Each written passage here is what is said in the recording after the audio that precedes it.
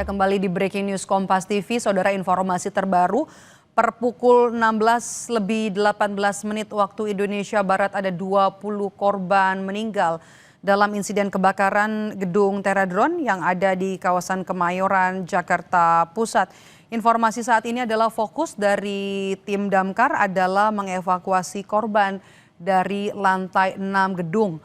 Petugas berhasil masuk ke lantai 4 dan juga ke lantai 5 yang berhasil menyusuri untuk bisa naik ke lantai 6.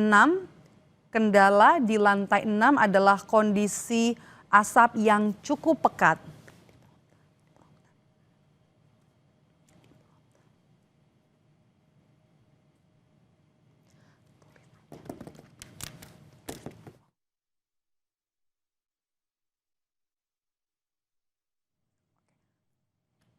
Kemudian juga kendala yang dihadapi tim damkar adalah asap pekat yang ada di lantai 6 sehingga oksigen pun kemudian disuplai untuk petugas yang mengevakuasi ataupun juga untuk korban yang masih terjebak di lantai 6 gedung. Sementara itu saudara, korban selamat berhasil juga dievakuasi, sejumlah korban selamat dari gedung Teradron yang terbakar pada Selasa siang. Salah satunya adalah ibu hamil yang berhasil dievakuasi oleh tim damkar. Saat ini juga akan didirikan posko untuk korban, laporan korban yang ada di TKP ataupun juga di Rumah Sakit Polri Kramat Jati. Yang Anda saksikan saat ini adalah gambar yang ada di sebelah kiri layar televisi Anda adalah gambar dari Rumah Sakit Polri Kramat Jati. Informasi terbaru tadi per pukul 16 lebih 10 menit ada 19 kantong jenazah yang tiba di Rumah Sakit Polri Kramat Jati. Polisi konfirmasi sudah ada 20 korban jiwa dalam insiden kebakaran gedung Teradron. Untuk keluarga korban juga bisa langsung datang ke Rumah Sakit Polri Kramat Jati karena nanti akan dibangun posko mortem, postmortem dan juga antemortem di Rumah Sakit Polri Kramat Jati. Informasi yang terbaru adalah tadi Kapolres Metro Jakarta Barat Kombes Susatyo Purnomo menyebut korban meninggal dunia dalam insiden ini adalah korban lemas.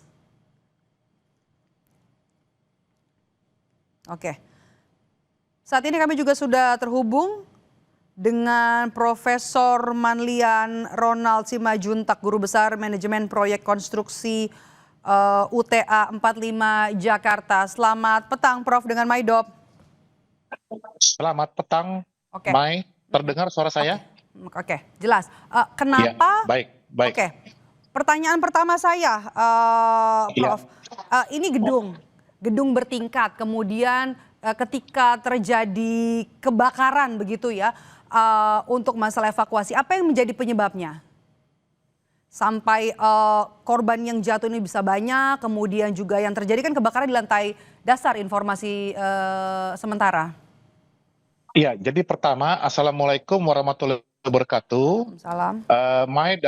Mai dan para pemirsa sekalian, yang pertama kita harus cermati dulu, ini bangunan gedung fungsinya apa, itu ya. Ini kalau tidak salah fungsinya adalah perkantoran, betul ya? Halo? Ya, kemudian kedua, klasifikasi bangunan gedung ini apa? Tinggi, menengah, atau rendah. Dan ini tergolong klasifikasi bangunan gedung tinggi, betul gitu ya? Di atas 8 lantai.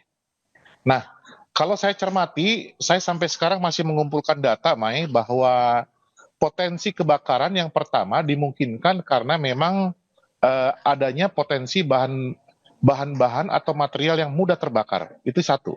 Ya, kita lihat di dalam ruangan indoornya, lalu kemudian di koridor atau di ruang publik, ya, yang menimbulkan potensi, yang mampu menimbulkan potensi timbulnya api. Yang kedua, dari segi bangunan gedung itu sendiri, kita sebut building failure. Artinya sistem bangunan gedung itu, khususnya electrical, mechanical, yang mampu menimbulkan potensi terbakar, ya.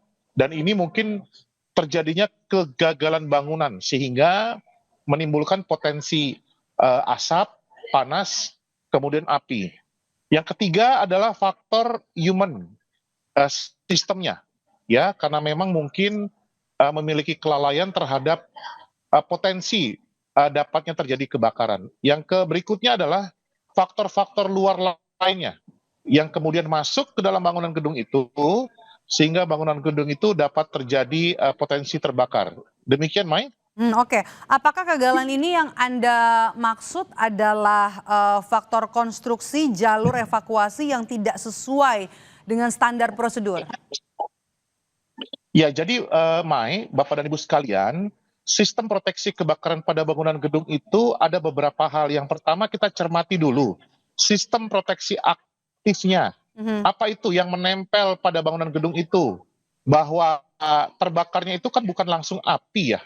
Yang pertama itu panas, sehingga apakah ada heat detectornya. Yang kemudian adalah asap atau smoke detector.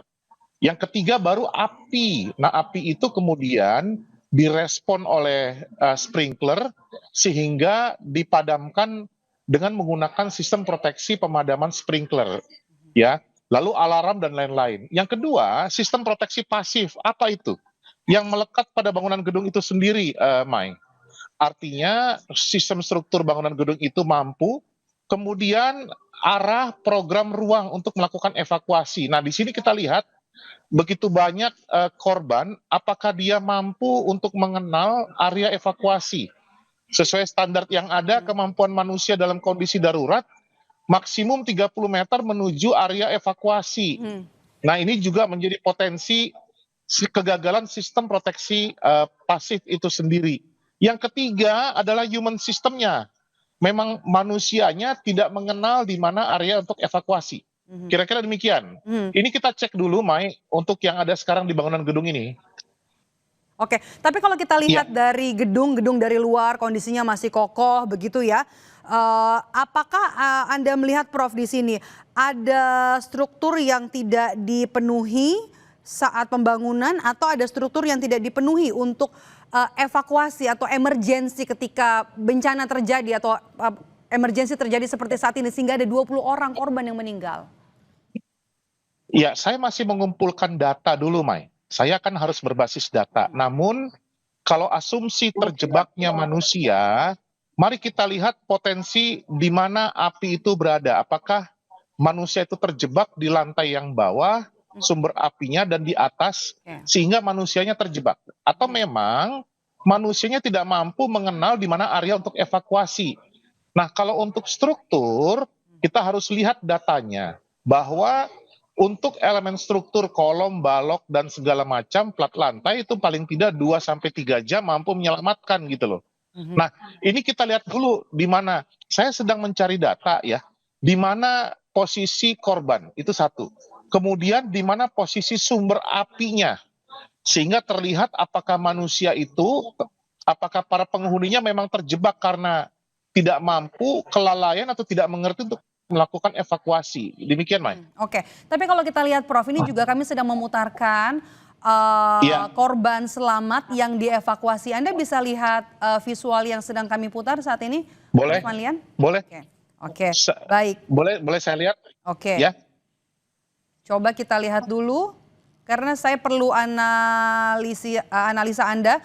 Jalur evakuasi dengan tangga darurat di luar, skemanya memang seperti ini untuk bangunan yang dalam kategori tinggi di atas 8 lantai.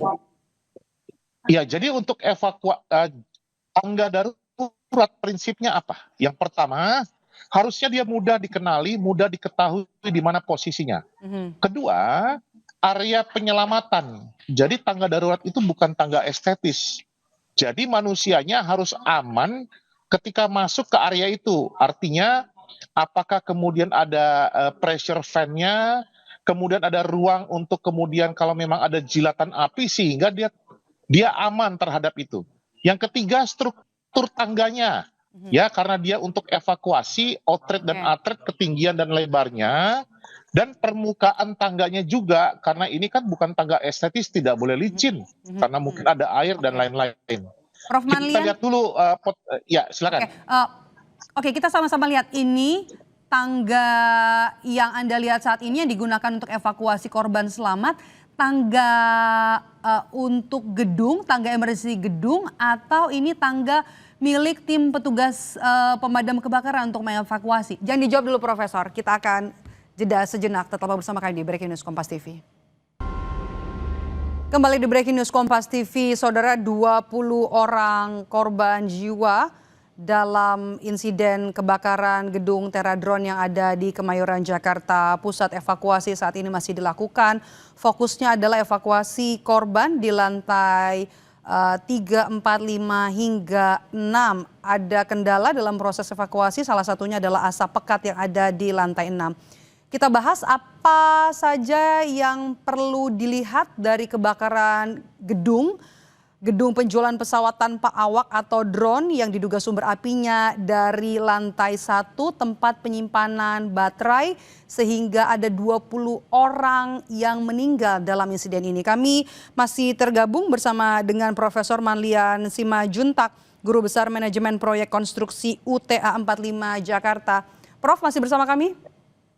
Ya, masih bersama, suara saya terdengar. Kita tadi sudah bahas Oke. soal kategori gedung gitu ya, lantai termasuk kategori tinggi karena di atas 8 lantai begitu ya. Tapi apa yang bisa Anda lihat? 20 orang korban meninggal dalam sebuah kebakaran gedung yang kategorinya tinggi. Kemudian juga ini adalah gedung tempat penjualan pesawat tanpa awak.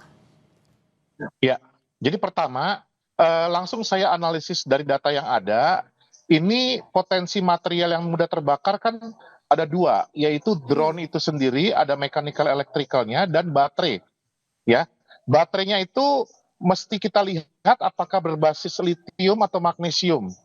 Nah, asumsinya kalau baterainya yang terbakar atau memang terpicu terbakar, jadi potensi baterai yang terbakar atau terpicu ada api yang membakar baterai, nah itu pasti menimbulkan efek yang dahsyat kepada manusia. Dan asapnya itu langsung menyambar. Nah, kalau saya cermati juga, ini penghuni ada di lantai 1, 2, 3, 4, 5 mungkin begitu ya. Dan baterai itu tersimpan di lantai bawah. Nah, sehingga manusia yang di lantai atas terjebak karena asapnya itu. Nah, jadi di sini kita lihat bahwa proses manusia itu terdampak kebakaran bukan karena terjilat api, tapi mati lemas karena dampak asap dari baterai itu sendiri, Mai. Nah, saya juga masih mencari data di lantai berapa lagi nih tersimpan baterainya. Baik. Yang kedua, ketidakmudahan untuk evakuasi dari penghuni untuk dia keluar dari area gedung ini. Demikian, Mai. Oke, baik. Ya. Baik, kita sudah tangkap poin-poinnya untuk masalah evakuasi dan juga kemudian sumber api dari lantai 1 tempat penyimpanan baterai. Terima kasih sudah bergabung bersama kami Profesor Manlian Simajuntak, Guru Besar Manajemen Proyek Konstruksi UTA 45 Jakarta. Sehat selalu, Prof.